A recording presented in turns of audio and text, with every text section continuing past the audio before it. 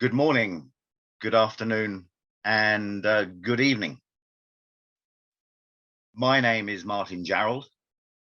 I am the Vice President for International Program Development with the GVF, and it gives me great pleasure to welcome everyone today to our webinar, Advancing Disaster Resilience Through Game-Changing Emergency Telecommunications, which is a webinar in a series of webinars acting as a precursor, as a build-up to the REDCON Asia 2022 conference taking place in Bangkok towards the end of this year.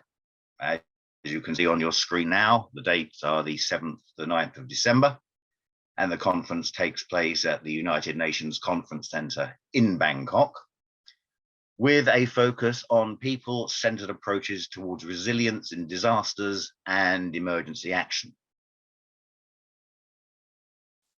It's a pleasure for me today to be able to welcome our panelists. But firstly, just quickly to further introduce myself, as Vice President for International Program Development with the GVF, my role is multifaceted, well, specific reference to today's program, to engage in the various aspects of GVF's activity in the humanitarian assistance and global disaster recovery environment.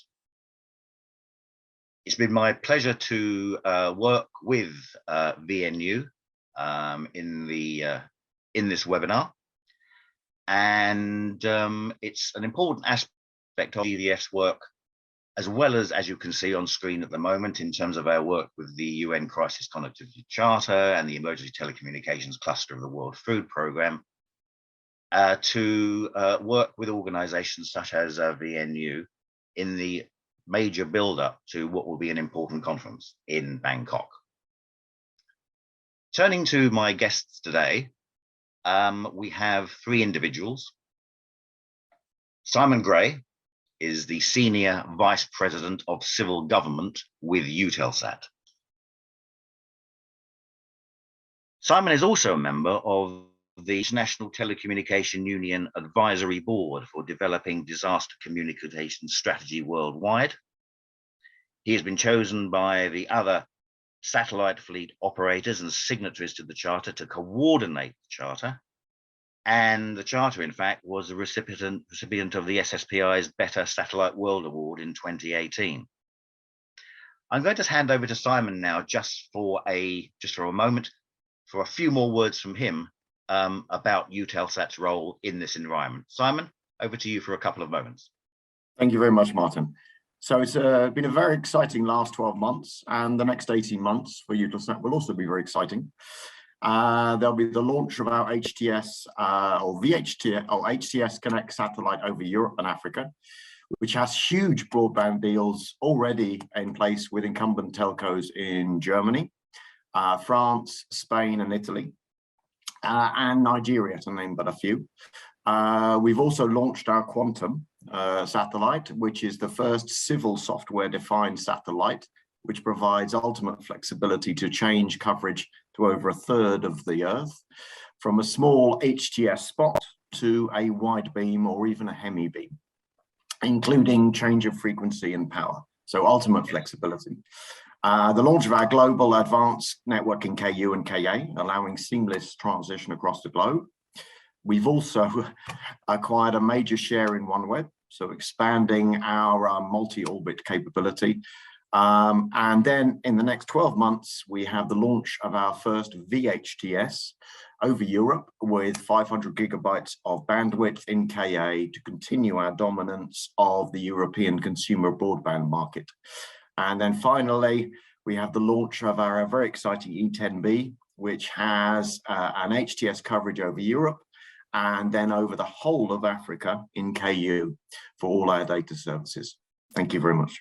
Okay, thank you very much indeed, Simon. I'd now like to turn to introducing our second panelist, Vaibhav Magal. Vaibhav is Associate Vice President with Hughes. And in that role, he leads the company's broadband systems sales efforts across the Asia Pacific region. He works closely with satellite operators, mobile network operators, and national and local government agencies to tailor and implement high-performing and efficient satellite solutions to help connect the unconnected and enable enterprise digital transformations. Now, Vaibhav, a couple of moments for you to say a little more about Hughes's engagement in the HADR environment. Over to you, Vaibhav. Thank you, Martin. Hughes is a global leader in delivering essential broadband services and solutions. And we provide communications for disaster response management and preparation to US emergency agencies and around the world, to various countries. We work with these emergency management agencies to provide them with equipment, solutions, and services so that they can be prepared when major disaster strikes. We work with organizations like the Red Cross to provide them with connectivity to support disaster relief work that they do around the globe. And of course, there are many such examples that we will share during this webinar along with my co-panelists. Thank you very much, Martin. Thank you very much, Vaibhav. Our third panelist, I'm very pleased to welcome today, is Yasir Hassan. Yasir is Director of Transmission Operations with Arabsat. He has more than 20 years of experience in the telecommunications field, having joined Arabsat in the July of 1998, and he reached the position of Engineering Services Head in 2008, and then selected to be Director of Transmission Operations in 2010. He's a member of the GVF Board of Directors, and he has, like Simon, also in the past been involved in the satellite industry's work with the Emergency Telecommunications Cluster of the UN World Food Programme. And he's also involved in various other areas related to the promotion of the Charter. I'd like now to give Yasir a few more moments to introduce Arabsat's work in the HADR environment. So the next few minutes are yours, Yasir. Thank you. Thank you, Martin, for the introduction. Arabsat, I would like to highlight that Arabsat has been serving the growing need of the Arab world for the past 40 years, operating 10 satellites from 4 orbital longitudes, headquarters in Riyadh, Saudi Arabia, and 2 control stations in Riyadh and Tunis. The past 14 months with the COVID has been critical to the industry, and Arabsat has been working we signed during the 2020 a contract with Airbus for manufacturing our Badr-8 satellite that will complement our existing hotspot at 26 degrees east for direct-to-home services. Arabsat, as of today, is the leading satellite service provider in Arab world. It carries more than 500 TV channels and 200 radio channels, in addition to the pay TV and other networks, providing a variety of services to Middle East, Africa, and Europe.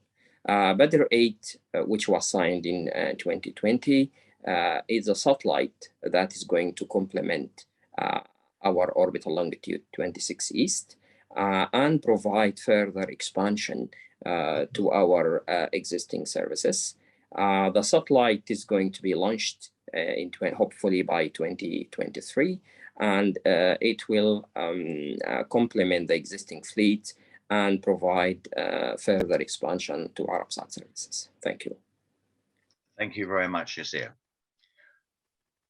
Ladies and gentlemen, wherever you are around the world, with those introductions in mind, we four are now going to engage in a 50 or so minutes of dialogue on a series of points pertinent to the HADR environment and pertinent to the whole area of satellites' resilience in dealing with the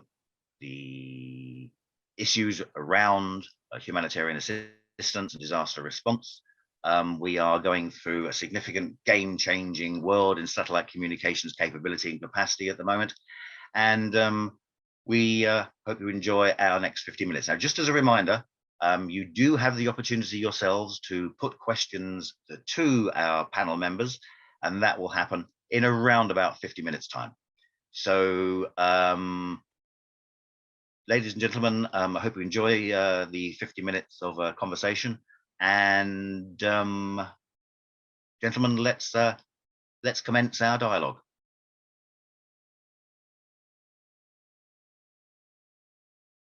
Great. Well, gentlemen, thank you very much for agreeing to contribute your wise words, observations, and analysis to our session today.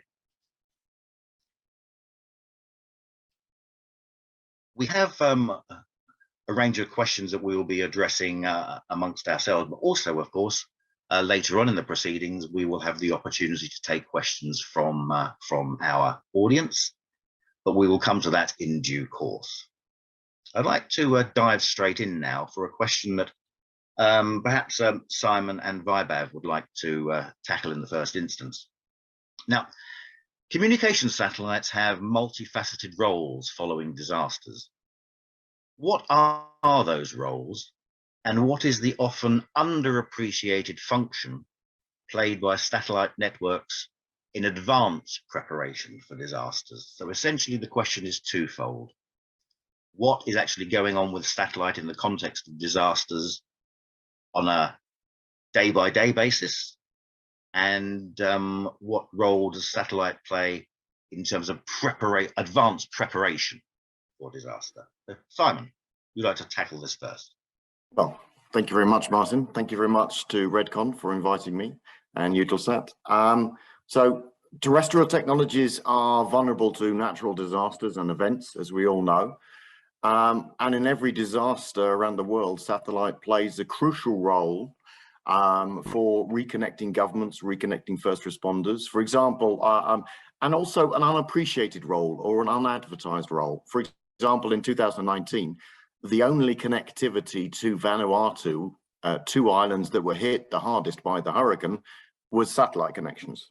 So all of the fiber went down, all of the cellular networks went down, but the only connectivity was via KU satellite connectivity. From my experience, the industry has been responding for nearly 2 decades, providing essential connectivity to governments, first responders, infrastructure suppliers like ports, airports, and also the affected population, which is a big concern. For example, with Hurricane Irma and Maria in 2017, Eutelsat supplied connectivity to at least 3 islands in the Caribbean. Coming to your point about the idea of how we can add resilience to networks, if we look at the extraordinary flooding in Central Europe last year, where emergency telephone services were knocked out for hours, so nobody in the affected regions in Germany could actually ring the emergency services, this could have been prevented if a satellite backup service was part of their disaster resilient plan. And in fact, for me, the satellite connectivity needs to be part of an everyday national connectivity resilient plan. Satellite should not be seen as a break glass in case of emergency. You know, it should be integrated into other technologies. Another example of how satellite could have been used would be the forest fires, which happened again last year in Europe.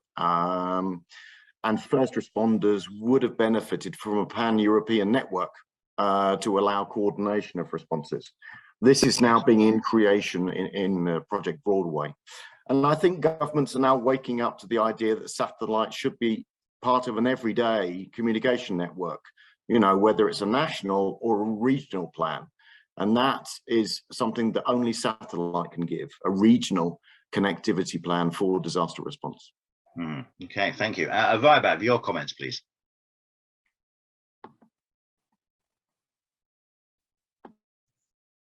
Sorry, took a little while to get my mute on. Thank you, REDCON, for the opportunity given to me, and Hughes. Thank you, Martin, for the opportunity as well. To answer the question, Simon's actually covered the entire role that satellite does play. But let's see that numerous teams are really needed when an emergency is underway, when a disaster takes place, and reliable two-way communications is at most important to make sure that any emergency plans are being executed in the right manner and to coordinate all the efforts taking place. Satellite is the only means during a disaster so that you can get this communication up in short time. And when you're planning for such disasters, any team wanting to ensure that communications would be always available can easily rely on satellite, because you'll always get satellite coverage and you'll always get satellite connectivity wherever you are. It's the easiest to set up, and it takes minutes for a link to come up with proper training to the teams provided up front. We have been working extensively with various government agencies involved in disaster management efforts. For example, the Federal Emergency Management Agency in the United States, or the National Disaster Response Force in India. These are just two examples of agencies which work tirelessly during disasters to help local governments, communities, and make sure that human lives as well as natural assets, animals, and wildlife are protected during such events. It would be nearly impossible for such agencies to be able to conduct their activities to actually be effective during emergencies without two-way communication. And satellite has a great role to play. There are numerous events here in Asia Pacific. There is, for example, the cyclone Tokto that took place in May 2021 last year that ravaged all the states around the Arabian Sea on the western coast of India. There is also the cyclone Rai, which just affected Philippines, and a major typhoon event. And again, during such natural disasters, terrestrial communications, cell phone towers are the first things that get knocked out. There is often very little communication available to the people, just like Simon mentioned in the floods in Europe. So satellite really does play a crucial role. And when working with these agencies, we can sit down with them to make them aware what all the technology is capable of. And great advancements have been made in the satellite communication area. Hopefully, some of those we can cover during this conference today. Thank you. You've actually, in a way, touched on what was to be my next question to you, Vaibhav, in as much as teasing out a little more detail about what the satellite industry does at a very, very practical, basic level to assist governments in the preparation for disasters. I mean, you mentioned the vulnerability, for example, of various aspects of terrestrial communications. You know, at the very time that these communications are necessary, they can so often be knocked out. And that's where satellite has an even greater role. But in terms of the practical assistance to governments, does it actually touch on, for example, trying to overcome perceptions by policymakers and by regulators with reference to, hey, you need to pay more attention to satellite and maybe less attention to terrestrial communications because of its vulnerabilities? Absolutely. In fact, Martin, you couldn't have put it better. Advocacy about the role that satellites can play is absolutely the most important role the industry plays together. The very fact that all three of us today here are participating along with you and the REDCON here to build awareness that governments and agencies globally really need to sit in advance of natural events taking place. the number of events that are unfolding today are only increasing. Even most of the governments today are even looking at not just human lives and losses, but are also looking at the loss that we are having on the environment. And there are many events, fires and flash fires, which take place, may not necessarily harm human lives, but actually destroy a lot of the natural vegetation as well as endanger the animal species in countries. And people are getting more and more concerned about what their governments are doing to take care of such natural disasters and avert for them. So definitely advocacy is very important. Many of the roles played by satellite are undermined, like you said. Governments feel that the telecommunication networks are great and they withstand any form of disaster. But really, satellite should be built into the planning from day one. Just like Simon said earlier, it's a day-to-day activity which should really be planned. And in that effort, when we meet with government agencies, the industry actually sits down with them to help them plan that how effectively they can use this technology to actually provide different services during emergency. It could be the first responders, it could be medical clinics that could be run, or it could be about actually connecting communities which are dispersed because of natural floods, and they need to have communications so that they can connect to their loved ones. Again, there are many things that can be done to adequately prepare for disasters, including things like training as to how this technology is actually to be used and deployed during when disaster strikes, and what are the kinds of logistics efforts that need to be taken so that the technology can be deployed quickly and rapidly for disaster. So definitely these are the kinds of activities we undertake as an industry when interacting with the government. Thank you. Well, that flows nicely into my next question, which I'd like to put to Yasir in the first instance. Now, in having mentioned technology, this flows into the subject of new satellite technologies. So Yasir, how is the emergence of new satellite technologies increasing the ability of satellite communication networks to assist following disasters? Most specifically, which technologies are contributing to this increased ability, this increased capability that satellite is growing into?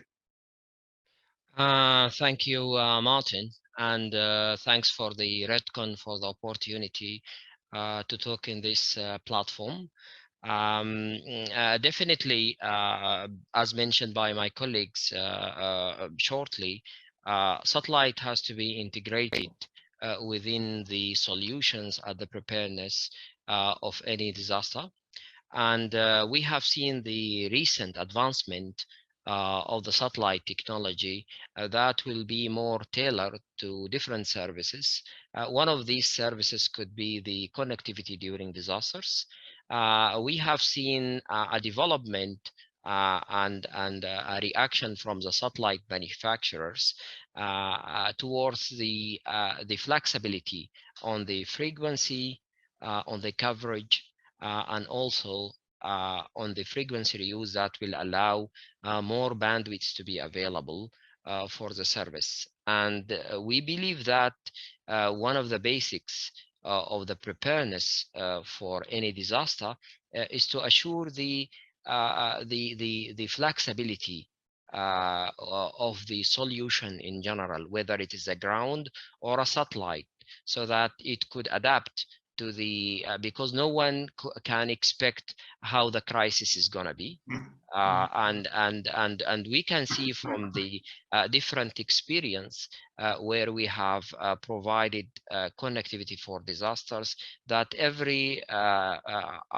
disaster has a different criteria where you need to adapt to that. So therefore, from that aspect, we believe that the satellite flexibility will provide more advancement to the response for the disasters. One of the examples now we can see a digital payload rather than the conventional satellite. A digital payload will allow several flexibility in terms, as I mentioned, even in coverage. If I have a disaster for an example, to talk about a specific case. There are several cases, but let me give one case of the importance of the flexibility. If I do have, let us say, a gateway that providing the internet and the backbone in Europe, and the first disaster happened in the West Africa, serving that gateway. So the next disaster is happening in South Africa. So if you have the two coverages, you could serve the same gateway using the flexibility and the cross-strapping of the same gateway to adapt to different coverages on different parts of the world to address that specific challenge. So we believe this is how I'm giving just an example. There are several examples of the satellite digital payload and flexibility. However, this I can see it a direct, a specific advancement that will address the preparedness. Okay, something strikes me here in terms of the development of new technologies and new capabilities being made available by satellite. And we've heard, of course, that the need in the humanitarian assistance disaster recovery environment is growing. These new satellite technologies are enabling satellite to actually address many more and sometimes sort of innovative, cutting-edge new markets. To what extent, therefore, is the development of this new technology, new capability, and new capacity important in terms of ensuring that there will always be sufficient capacity available to ensure that, as well as covering many legacy markets and many newer markets, that there'll always be the ability and capability to meet the needs of the HADR environment? Simon, perhaps you'd like to touch on that one. Yes, I'd like to add to Vaibhav and Yassir's point about how relevant satellite connectivity is now, in the sense we've only really been making dedicated data satellites for maybe 12, 13 years. And we've made huge advances in that time, to the point where now we have terminals that you can watch a 20-minute YouTube video, and then you install them yourself. So you have end clients installing them without the need of dedicated training. They don't need to be engineers. And these terminals are extraordinarily powerful. You know, they can download 100 megabits and upload 20 megabits, as an example. So I think the industry has made huge advances in making things simpler. And also it's an idea of, we can't see satellite again as providing the bandwidth just in case the government needs us. There has to be a much more coordinated approach between governments and satellite operators, in the sense of is a consumable resource, and we are commercial entities. Governments and communication ministries need to realize that a resilient network is not just buying a whole bunch of satellite antennas and sticking them in a garage, and then believing or hoping the satellite bandwidth will be there when you need them. There has to be an integrated response where you're buying satellite bandwidth and the equipment together. And for me, this is one of the great opportunities that we offer that no other technology offers, because the whole of Southern Africa could buy bandwidth. The whole of Europe could buy bandwidth to be reserved for emergency situations. And then when it occurs, that bandwidth is moved from Sudan to South Africa, or from, for example, from Germany to the north of Sweden. That kind of geographical flexibility is only available with satellite. And secondly, when there are no disasters, this connectivity could be used for any civil application, like education. For example, you could have schools for the Sami in the northern Sweden for most of the time. Then there's an earthquake in Albania, and that connectivity moves over to Albania. So for me, this is what needs to happen now. We cannot be relied on just to reserve bandwidth in case the government needs us. Mm, mm. Thank you, Simon. Before coming on to you, Vaibhav, about the new satellite technologies issue, Yasir, coming back to you on the point of, can we consider that there will always be guarantees that there will always be space, if you like, if you forgive the pun, and capability and capacity always available for HADR, given that satellite is expanding its overall user base across so many markets?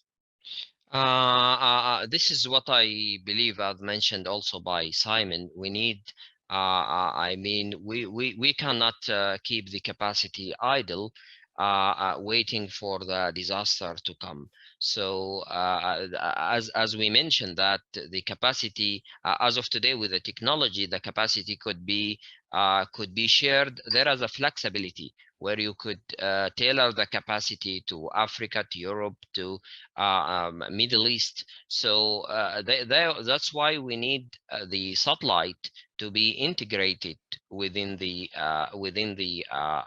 issues related to the disaster. And I mean, as of today, with the advancement of the satellite technology, now you could get a very high throughput capacity. That high throughput capacity could be tailored anywhere within the coverage or within the looking angle of the satellite.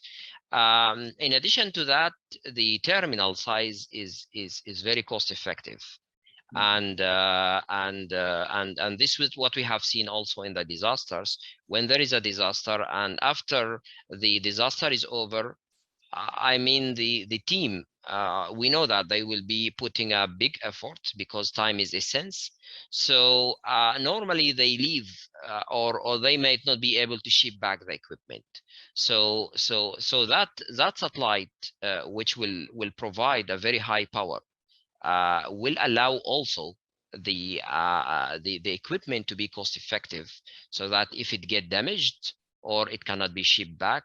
So that is also one of the elements that the high power of these satellites, it will facilitate to the manufacturers like Hughes and others to provide a cost-effective terminal that in case of disaster it get damaged or somehow it was missed, some parts of the equipment was missed. We know that during the disaster they will be in hurry to get back.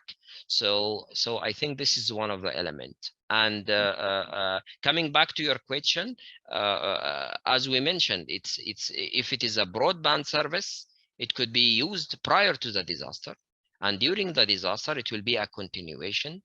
But what I believe is that keeping the capacity dedicated and waiting for the disaster to happen on a specific, I think that might not be a practical solution for the satellite operators. Yeah, understood. Thank you very much. And Vaibhav, quickly going back, or Simon, yeah, jump in if you would. Yes, please. No. Please let Vaibhav go ahead, please. Okay. Vaibhav, your comments on the importance of new technologies within the satellite industry to the continuing ability to actually service the requirements of the HADR environment.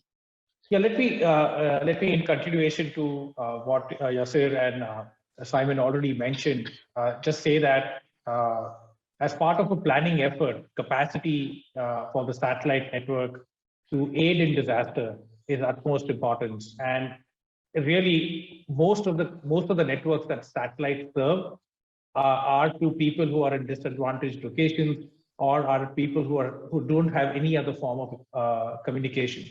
During a disaster, to take away somebody else's communication and provide it into disaster is one of the worst decisions the commercial entity would like to take. And that's why a government or a government agency, be it an international agency, a regional agency, or an agency dedicated to a country, needs to have as their own personal resource satellite capacity, which they can then deploy across different events. Coming to your question on technology, I think Yasir made some excellent points in terms of the new satellite digital payloads coming in. And all of this is resulting in lighter weight terminals being developed for use during disaster. This allows them to be transported very easily. For example, to the National Recovery Disaster Force, which I was talking about earlier in India, and the National Disaster Recovery Force, NDRF, they have these self-installable, quick deploy KU-band terminals, which they can take with them very easily wherever the events are. They can get transported, they can get dismantled quickly, and be ready for service in another space.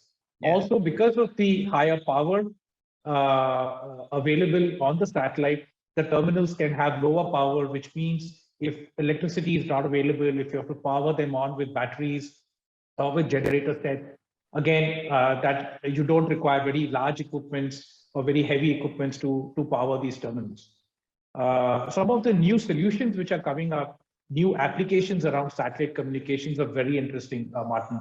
Most importantly, today, video has changed the way we are living our lives. Look at the way we are all conveying this panel's discussion today. Very much today, governments are relying on video reconnaissance. So you can actually put up very effectively and in a very easy way. Helicopters can be actually having cameras lighted up, connected with satellite. So you can actually go and look at live streaming telecast of that forest fire, of that flood, of actually seeing the extent of damage that is taking place in these events. Of course, video can be used for many other applications like telemedicine, education, etc. During times of disaster. But definitely the higher bandwidths that Yasser was talking about are helping disaster community to be able to use video as a means of communication. Earlier it was just voice, but video is now coming in. And the second advancement we have now is how satellite can seamlessly marry LTE and create a satellite cell at a disaster recovery site. Now, when you put up a VSAT, you have to come to the VSAT or be in the vicinity of the VSAT so that you can communicate. A lot of the disaster first response agencies, the people around who are working around the disaster, can't do that. They want communication where they are while they are involved in the emergency activities. By creating a SAT cell that can very easily be set up very quickly and give a large coverage area for communications in a disaster zone is a new form of technology where we can integrate satellite and LTE together and provide these solutions to first responders and agencies to deploy them. Again, educating about the governments and agencies about these possible solutions, helping them budget and raise funds for such equipment will greatly help and aid in disaster responses. So these are some examples of the changes in technology, not only in satellite, but how satellite is working with other industries, other technologies to help during disaster response. Thanks very much. Simon, I know you wanted to briefly comment on this this particular point, but if I could bring in the next question, which I was going to direct to you initially anyway. And it's moving away from technology more over to the international policy side of things. So how important was the development and the implementation of the UN Crisis Connectivity Charter? And what specific advantages and improvements over pre-charter circumstances did the charter bring? Okay, to introduce the charter to people who don't know what it is, the Crisis Connectivity Charter is a charter between 8 satellite operators and a service provider, and the Emergency Telecommunication Cluster, ETC, which is headed by the World Food Programme. The World Food Programme came to us in 2016 and said that disasters, natural disasters, and obviously climate change is going to get worse, and disasters are going to get worse, and we need to formalize our response because the satellite industry had been responding for decades before that. So the industry came together, and I remember at the first meeting when the World Food Programme asked for all of this to be free, we all just went, wow, okay. And the industry came together and we proposed to the UN we covers 135 countries with at least 3 solutions, both MSS and FSS for broadband connectivity. And this enables the UN to have a number of solutions to choose from when a disaster strikes. So these donations were both bandwidth to cover these countries and equipment.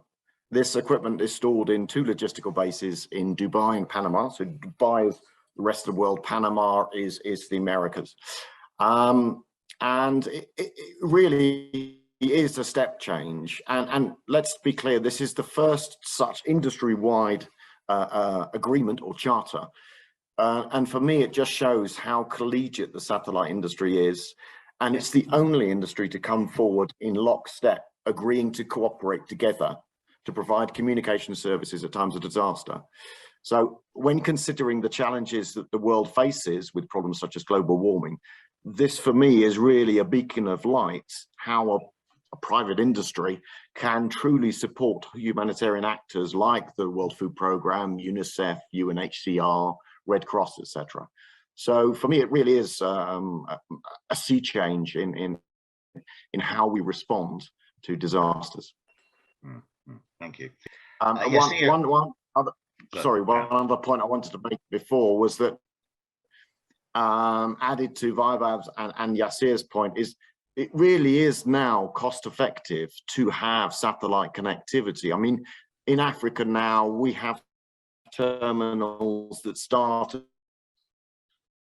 $20 a month. Now, my point is, this is not ideal, I agree with you, but it's literally a factor of 10 better than it was 10 years ago. So in allowing connectivity and allowing preposition of connectivity for resilient networks. Thanks.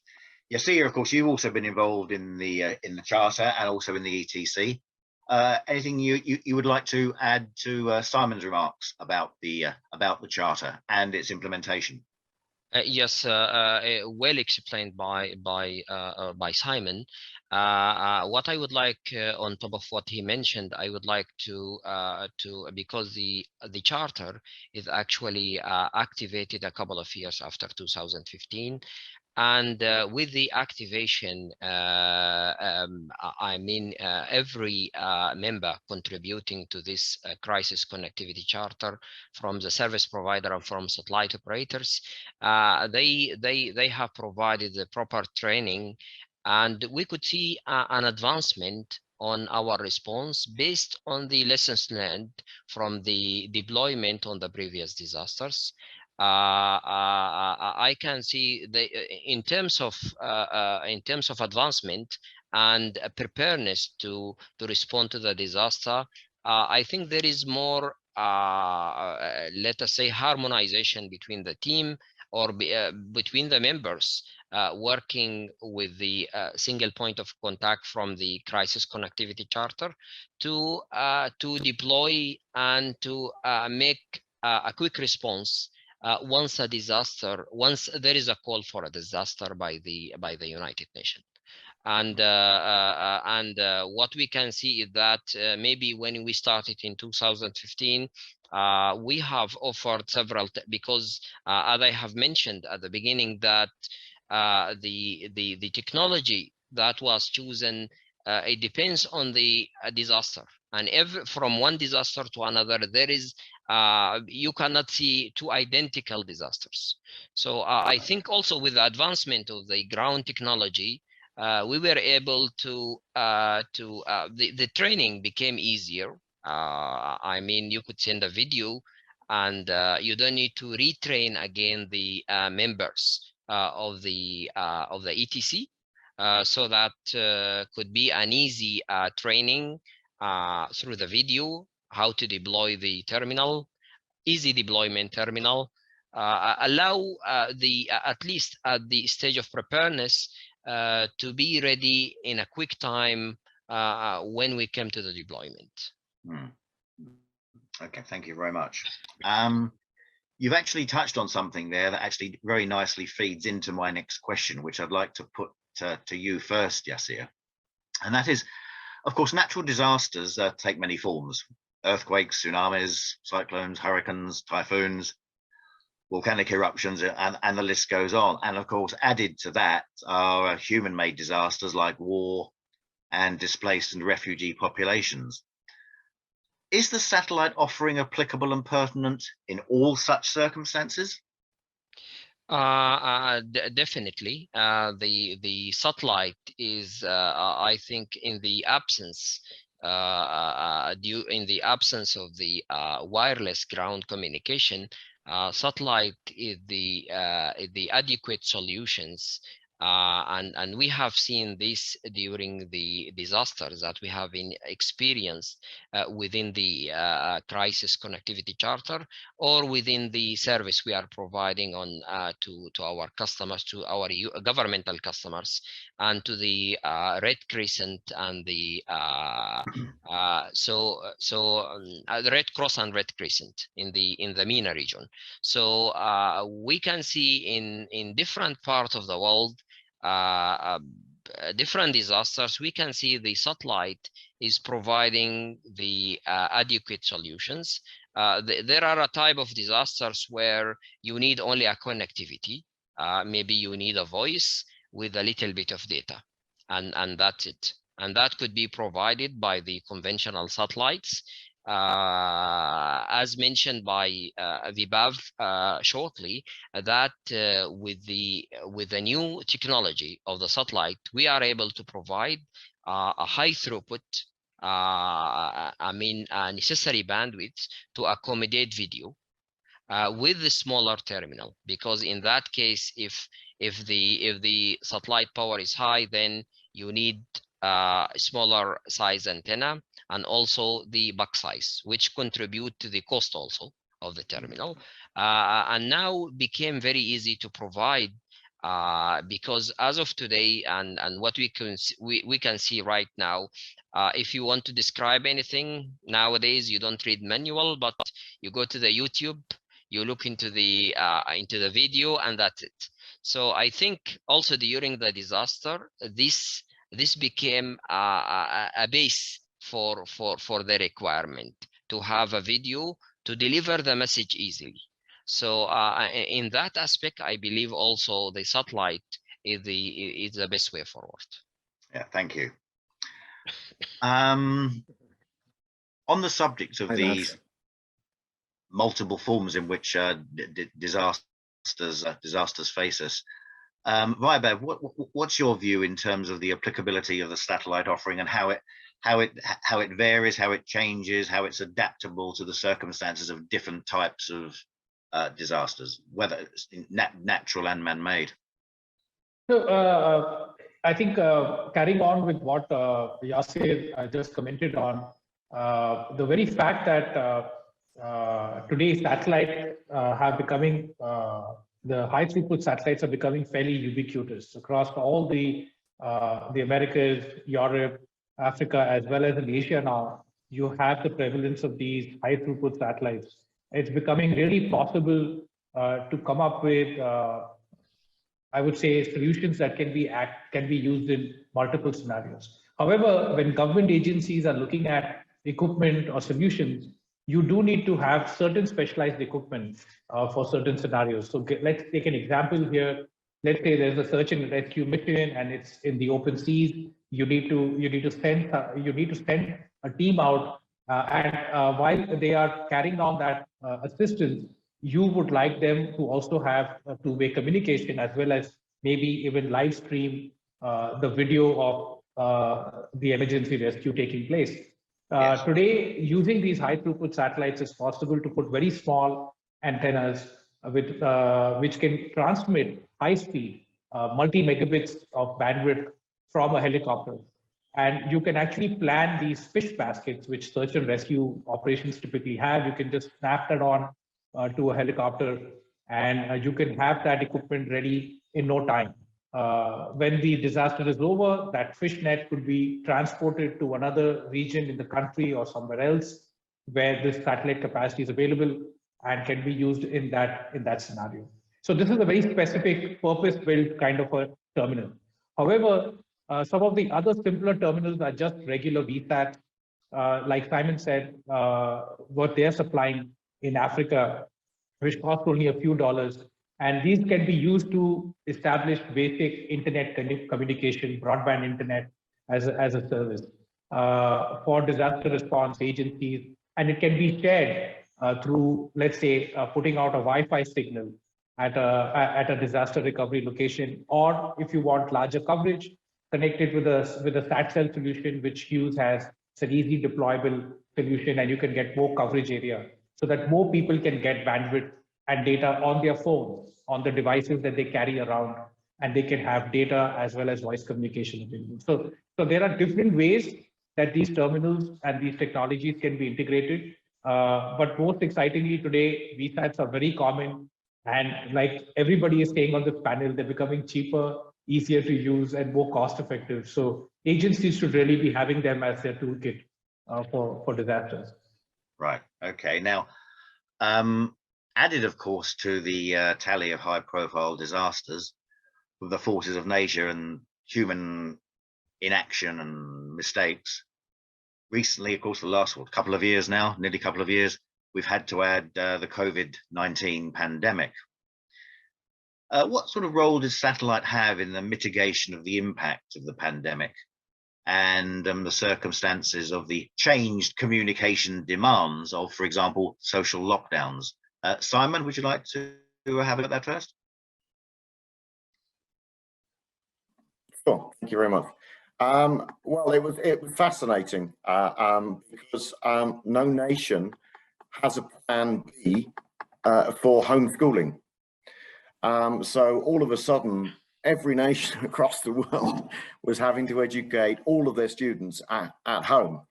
So there were several ways that we responded, and not just Eutelsat, it was all the fleets as far as I'm aware. But one application really came to the fore, which is basically broadcast education platforms. Were set up in multiple countries, and because that we can, as an industry, we reach hundreds of millions of homes, okay, with high resolution video. And so suddenly you could change all of your sports channels on a bouquet to educational channels, so that you'd have one channel for each age group. And these were set up in multiple countries across Europe, across Africa, in a matter of days. So for me, that was a real success story in the sense of satellites reacting to government requirements. And also what we then added to that kind of service was a two-way service. So you could have live streaming of teaching, and then you could have students responding via multiple technologies that were still working, cellular or broadband, etc. So that was a real combination of satellites' universal coverage and a satellite's ability to supply high resolution video. And also, let's see us, we are an infrastructure. We are the same as running water and electricity, etc. Everybody expects their satellite TV to work all the time. And we've been the unsung heroes of that part of a national infrastructure for decades now. For me, it was also a question of we augmented broadband networks as well, so that we added capacity to alleviate the congestion on terrestrial broadband networks, so that it was yes, it was a great success story of how satellite was helped to aid governments at that time of pandemic. And Yasir, am I correct in my recollection that Arabsat certainly was very heavily involved in increased levels of delivery of educational content over satellite? Yes, definitely. Yes, definitely. We started actually. It was started prior to the COVID, but with the COVID, I mean, the customers, they understand the necessity of having more direct to home channels in a high quality to enable them delivering the content to the student and to the audience. As you know, the importance of the direct to home service is that it's what we could call it as a second revolution for the satellite industry, because it enables delivering a managed service, which is the direct to home TV, to each and every set holder of the TV set within homes. So we delivered educational TV channels all over our MENA region, and it was very effective during the COVID. That from the direct to home perspective, but also we have seen that the real need for the internet also, for the high throughput, which require an internet and data, because there was a very, I remember that during the beginning of the COVID, and I was watching the pay TV at home, I can see that there is a very big congestion on the OTT platform delivering the internet, because everyone was at that time sitting at home. So sitting at home, that means watching TV or browsing the internet. So we could see a very high congestion. And in order for the fiber or the GSM operator to respond, that will take a longer time, as you know. Upgrading a fiber or or upgrading a GSM network. We see that satellite at that stage played an excellent role to provide also a broadband internet via satellite. Thank you. We're running rapidly out of time, gentlemen, but I am coming to you next, Vibo, actually. So if you'd like to sort of put your remarks, perhaps adjunct to what is my final question, which I would principally like to put to you. Now, of course, Tonga had a recent terrible natural disaster with the volcanic eruption and tsunami. The islands had a consequential loss of communications when undersea fiber was severed. And of course, the satellite industry responded. Now, my question in part relates to the specifics of that particular disaster, but also a more general one, in as much as the particular issues related to satellite and satellite's clear advantages in serving a huge oceanic geography like Asia Pacific. And does the question of satellite being needed quickly to be brought in to offset the failure of the cable means that really, essentially, certainly Asia Pac, if not all parts of the world anyway, they're much better served with satellite in the first place? So, in fact, it's been a heartbreaking disaster to watch unfold that's taking place in the Pacific Islands post this earthquake. And unfortunately, disasters of this magnitude are extremely hard to deal with. So we did see that as a result of this, the island nation lost all forms of communication and was extremely challenged. So definitely, Martin, I think in Asia Pacific, we have multiple archipelagos. We have the Indonesian islands, we have a lot of islands up north with the Philippines, we have the island nations down in the Pacific. All of these are challenged with respect to providing communications and building sustainable fiber connections. We often see fiber breaking down or snapping very easily, connecting these islands. So definitely satellite needs to be planned up in advance. So you're not looking at providing satellite to a small emergency or a disaster recovery force where maybe you have 100 people from different agencies coordinating, etc., needing service. You're talking about a whole island which will have a huge population. So therefore, during a disaster time, one of the most difficult things to organize would be the equipment. To actually get it there in time, and the size of the equipment that you would need to be able to cater to such high demand would require that you do an advanced planning. So definitely, I think you're absolutely right. Satellites should and reliable communications should be already built in. You should have disaster resilience and disaster networks, and satellite should be an option that should be considered by most of these island communities and nations as an option to deal with. Otherwise, it would always take a little bit of time, as well as a lot of planning with respect to capacity, which at the last minute would be very hard to kind of make available. And also make available in the kind of quantities that are required for such a scale of a disaster. So adequate planning upfront would definitely make sure that when you have such a scale of disaster, especially in island nations, you can connect onto the nearest location which can serve the needs of the nation through satellite. And I think Tonga is a great example. We saw many examples of this kind. In fact, I remember this article carried by the New York Times about the Philippines, where there was this really dramatic picture of a highway being connected with an aerial survey, and on that highway was scrawled in chalk, "Help me." And that is the only way of communication after the Typhoon Rai struck that village. So you can imagine that these communities require to at least tell authorities what is needed, what are they falling short of. Is it medicines? Is it food? Is it water? What is exactly is needed? And communications is not just about the fact that everybody would like to have internet. So it's something basic, and governments need to plan about this much in advance.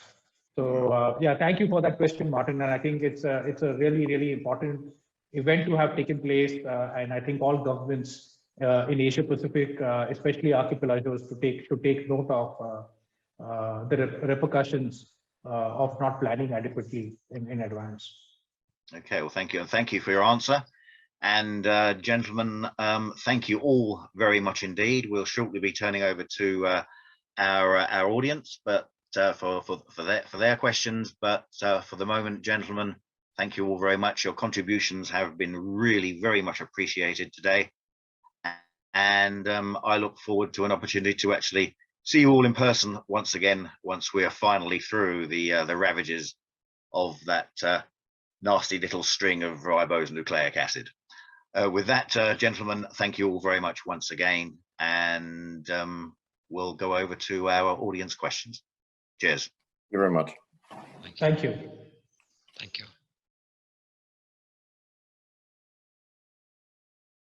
It's now an opportunity, ladies and gentlemen, for you to put your questions to our panel. We've had a very interesting dialogue in the course of the last 50 minutes.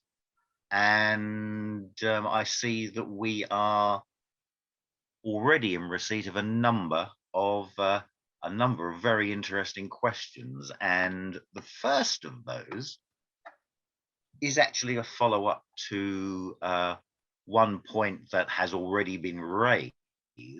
And this concerns, perhaps unsurprisingly, given that it has been an example of a recent global emergency, a global health emergency.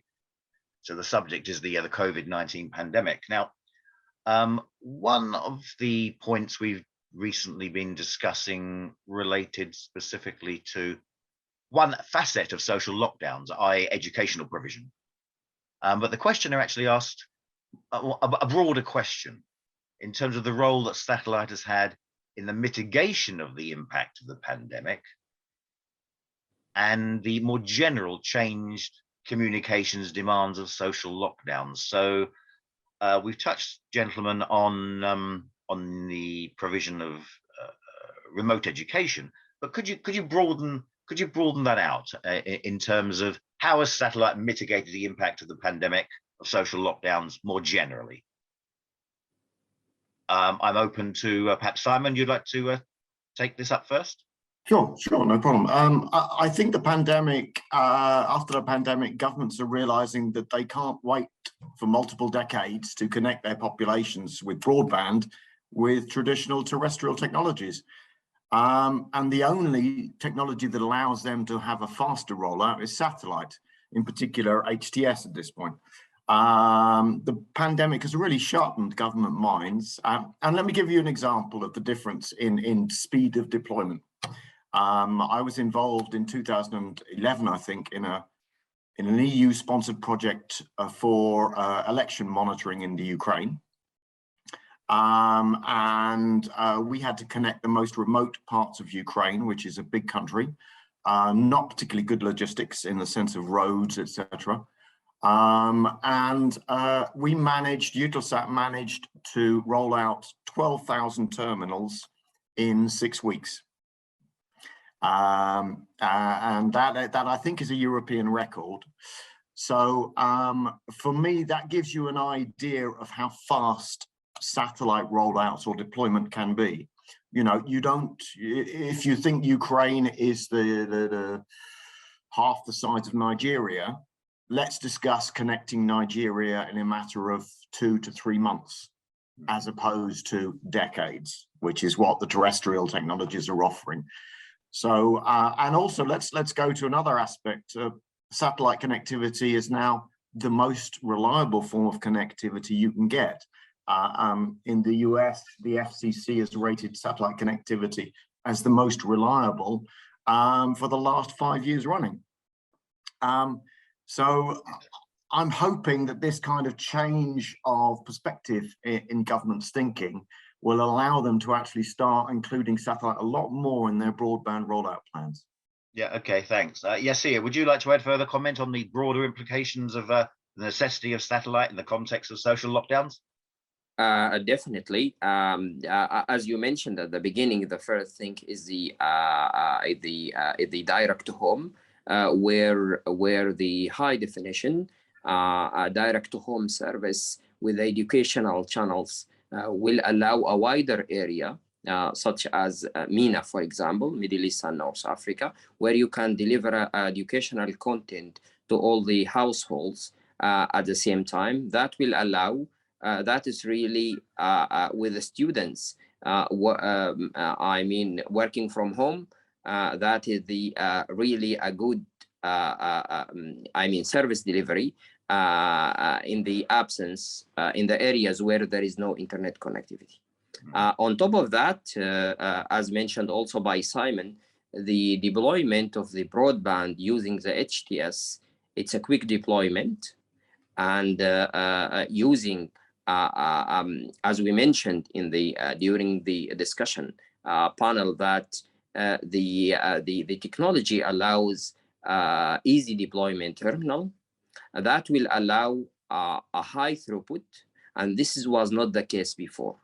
Because of the HTS satellites, we can have a smaller terminal with the smaller amplifier. That means cost effective, and at the same time will allow a high throughput data or video. And that is, I think, this will allow the satellite. This is a game changer, I think, in the satellite industry, where we could provide a quick deployment and a high throughput broadband or video service immediately in a shorter time. Thank you. And Vaibhav, your observations on this, please. I would like to give examples from our Hughes Net services in the Americas. So in rural Oklahoma, there's this town with a community hub, which is powered by Hughes Net for education. During the pandemic, what happened is that this town only has 150 people, and 30 of them are students. They had to travel to the next town to get to school. But because of the social lockdowns imposed, the schools were shut down, and they could only get educated and log in once they had the HughesNet connection, because it happened that only 2 homes had a decent broadband connection in that village. So it's just insufficient for all the students. That's a great example of how satellite internet, as mentioned, over an HTS satellite, can very easily solve a problem of providing education. Another quick example I can give you is in Brazil. There have been numerous examples where the HughesNet services come to aid during these lockdowns. And there's this one teacher who used to actually travel 50 kilometers to go and teach in a school. And because of the lockdown, she couldn't actually make the travel. And it's only when she got a HughesNet subscription that she was able to do this. So now I think governments can actually aid such people who don't have good communications in their vicinity by providing some sort of a subsidy to come over such emergency situations, so that they can use satellite communications and they can get education very easily through online classes.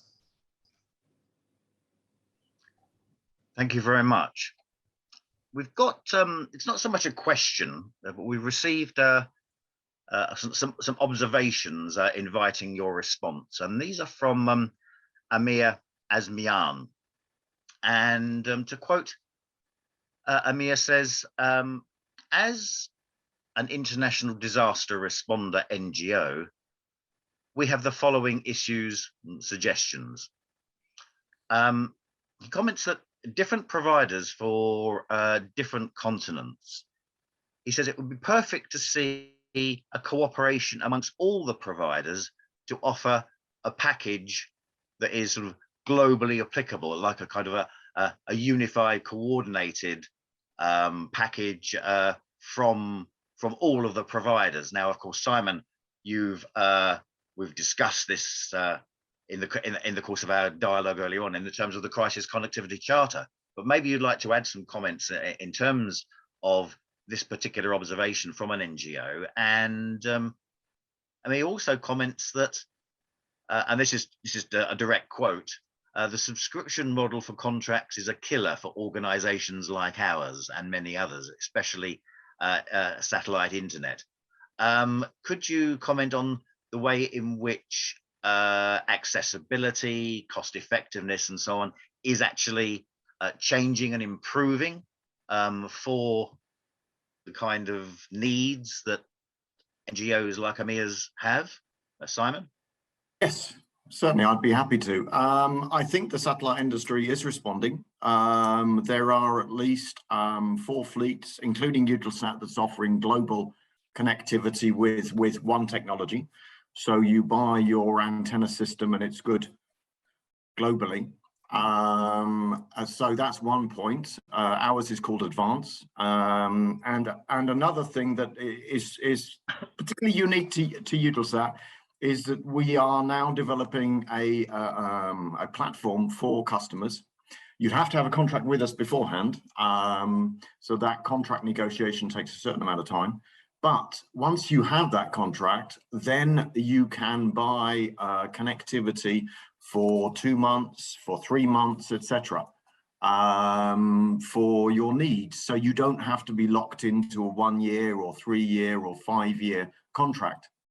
So we are responding to it. Certainly Eutelsat is with the advanced network and with our BIP customer platform.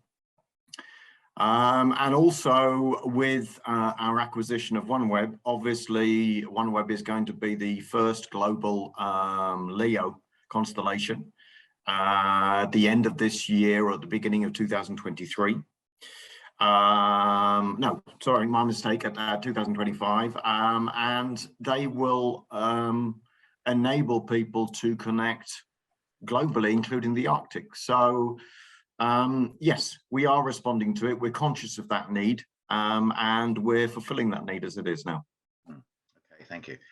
Well, our 20 minutes is rapidly diminishing, gentlemen, so I'm going to scan across to 1 or 2 other questions that we've received. This is about network repurposing. Now, where satellite networks already exist in an area affected by a disaster, can some networks, say banking networks, for example, can they be temporarily repurposed to provide emergency communications? Vaibhav? Yeah, I think that's a very good question. Surely can be looked into. The answer is equipment can be repurposed. There are some challenges I would like to talk about. One would be that if the equipment would be adequate in terms of meeting the requirements for the disaster, that can only be said as there are different kinds of disasters that could take place. Banking networks can use different kinds of configurations for the satellite communications. And of course, it would need the bank to kind of agree to give up their connection to satellite and make it available. So I think there would be some practical considerations here, but yes, of course, technology can always be repurposed and looked into. But it's always better that the emergency response organizations in the country have equipment available so that they can actually use it as a dedicated means for their own purpose. And we'd always recommend doing that. I think relying on being able to find something and repurpose it, we just don't know how long it would take. Maybe it would just defeat the purpose. Okay, understood. Yasir, do you have any comments on network repurposing? Definitely. I think Vaibhav addressed it very well. Just I would like to add that the time is the sense when it comes to this disaster. So let us assume that because the equipment normally when there is a disaster, we assume that the connectivity to the internet is not available in the country. So we normally provide the internet via a gateway outside the country. And as Vaibhav mentioned, maybe the equipment for the banking is not adequate with the gateway that, let us say, we have provided in terms of the Crisis Connectivity Charter Agreement. And in that case, we need to look for a solution during the disaster, which might not address the main pillar of the responding to the disaster, which is the time. Therefore, we believe that for the disaster, it is adequate to be ready prior to the disaster and have the allocated equipment that is ready for the solution prior to the disaster. Okay, thanks. Another question we received, it's an interesting one. It's something that I've, an issue that I've come across before, but basically the questioner is saying or asking, are there different stages or phases in the use of satellite communications in a disaster response situation? Let's say the immediate requirements of the first 24 hours, and then let's say the first 48 or 72 hours, and then the longer term response and indeed recovery process. So Simon, is there typically a sort of staging in terms of the need of different levels and sophistications and capability of equipment, and also in terms of how, if needs be, that equipment needs to be brought in over a phased period? Yes, I mean, you have the first UN first responders, which are NGOs like TSF, Télécoms Sans Frontières, who are tasked with arriving within 48 hours of a disaster and then giving a situation report. So within the first 48 hours, you're talking more about MSS services, so satellite phones, beacons, etc. And then once that 48-hour period is over, then you start bringing in, shall we say, the broadband or the heavy lifting systems that will connect airports, ports, to allow you to bring that in. For example, in the Bahamas, the airport was flooded, so we had to land our systems with a helicopter. A UK Army helicopter that managed to get to the Bahamas, drop off that system, and we connected the Bahamas. We were the first connectivity that island had. So, and then you start connecting up the infrastructure and the governments, etc. And the next stage after that is connecting up the affected population, so that they can register their needs, they can contact family, etc. So yes, it is phased, but it goes from 48 hours with MSS, and then after that you're into the FSS kind of heavy lifting broadband connectivity. Well, about any observations on this? I just add to what Simon already elaborated excellently, is that today you can do reconnaissance. So the early part where you want to really assess what is the kind of damage and what is the kind of agencies that should get involved, what is the kind of help that needs to be sent. You probably need to send a chopper to actually do an aerial survey and send across the video to the government, to different agencies, live stream it, let people see actually what all do they need to bring along and take along to help the people there. So you can actually see that through a very high quality HD video, which can be sitting on that chopper doing that aerial reconnaissance. Yeah. So yes, definitely in the initial stages, you want to just report on what's happening on the ground, and then as the disaster relief agencies reach there, you start connecting different people and different outposts.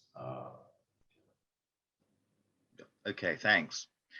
Well, unfortunately, we are rapidly running out of time, and I think we've got time for one more question from the audience, and I'll invite each of you to give your responses to this. Now, is game-changing emergency telecommunications, is it all down to advancing global capacity, or would you point to other important and significant factors such as changes in the evolution, sophistication of ground equipment technologies, the development of partnerships between the satellite industry and other important actors in the response environment? So I'll come to Yasir first. Definitely, it's a chain, and it is all together. What we believe is that the satellite advancement alone, without an easy deployment equipment and technology that is adapting to different applications, it will not have a complete or a managed solutions. And we therefore believe that the advancement on the satellite that we have explained earlier with the HTS and the flexibility, it has to be complemented with a ground segment that will allow also a flexibility, easy deployment, cost-effective solution to be deployed during the disaster easily. And also on top of that, the regulation within the country. As you know, that the Crisis Connectivity Charter has signed with ITU in 2019, and that was important milestone where we make sure that I think the most important element is the satellite operator, the regularity within the country, and the ground equipment. I can see this is the most three critical items to provide the service. And what I think also with the what we call it advancement, the advancement, if we now we do have an accurate estimation for the climate and for the climate, so we could work prior to the disaster, where we could have a permanent implemented or an equipment that will allow also to provide information prior to the disaster. And that is a good setup, that we don't wait until there is a disaster and then, yeah. Thank you. Hey, that's a great answer. Thank you very much. Vaibhav. It's absolutely tremendous, the kind of technology advancements that are taking place in satellite. And definitely all of this is bringing more and more capacity to our industry, and therefore we can provide that capacity for disaster relief or during emergency situations. This is bringing down the price in terms of what you actually pay for these contracts that were just spoken on. The question was asked earlier. So yes, it's becoming more affordable. There is more capacity available out there. So really, I think, like Simon already put it earlier, right? So you have to have the contract in place. It takes time to build those contracts and have them in place. So I believe all of this excess capacity, or I wouldn't say excess, but all of this new capacity which is coming in would only make it more abundant, more easy for governments to sign up and plan for their emergency and disaster response teams. So yes, they should definitely be taking advantage of this. Mm-hmm. And Simon, final comment from you on this. Sure, yes. I just echo what Vaibhav said in the sense of we need to have satellite bandwidth reserved by governments and regional organizations like SEDEMA for the Caribbean, etc., that is ready to be deployed, because constantly trying to improvise a solution takes time and it's never ideal. So we need to forward think, and governments, regional agencies need to actually take on board that if they want satellite connectivity, they're going to have to preserve it in advance. And the advances we've made with HTS, etc., means that you have an 80-centimeter terminal instead of a 1.2 meter terminal to carry around, which means basically you can fit it in a normal car. You can fit it on a horse, you can transport it to the affected area. And that's very important. Also, the cost of those kits would allow regional agencies like the EU across Europe to stop emergency telephone exchanges in Germany going down for hours so that people can't actually ring the fire brigade or the police. They should start thinking about pre-positioning terminals on these key infrastructure, buying the connectivity with it, so that when there is a disaster like the flooding or like a hurricane in the Caribbean, you can simply switch on those circuits. To try to improvise a solution is not ideal. It's not a mature way to approach disaster relief communication. So for me, that's the next step we need to look at, is to how governments and regional agencies will build their resilient network. And unless you have satellite as an integral part of your network, by definition, it isn't resilient because you're relying on terrestrial technology. That's a great point to actually close on. So, gentlemen, we've run out of time for our audience questions. I'd like to thank our audience for submitting questions, and apologies if we didn't get to yours in the available 20 minutes. And thank you, gentlemen, for not only tackling my questions earlier on, but those from our live audience today. Gentlemen, thank you very much indeed.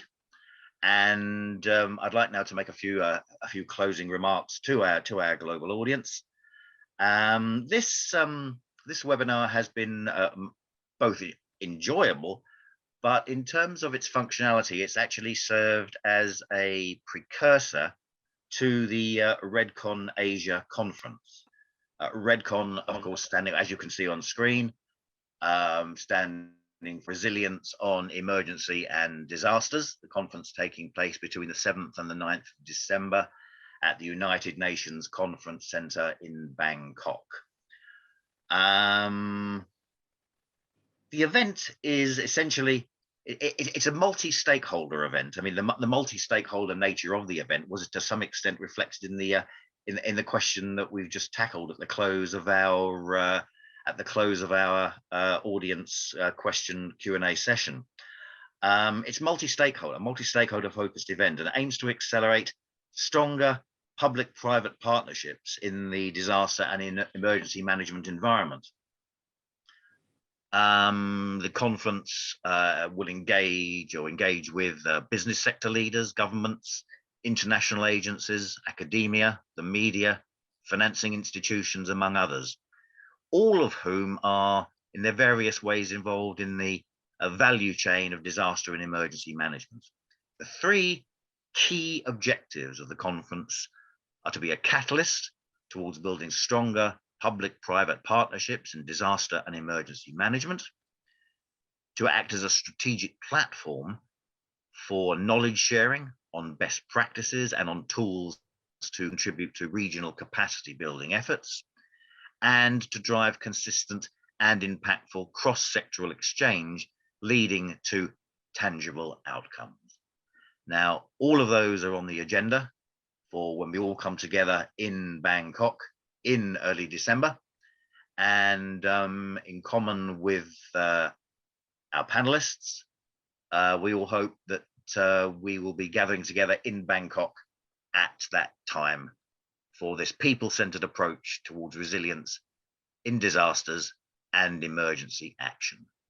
Until then, until December rather, keep well, stay safe, and goodbye from today's webinar. Goodbye. Thank you. Goodbye. Well, bye-bye. Thank you. Thank you. Goodbye.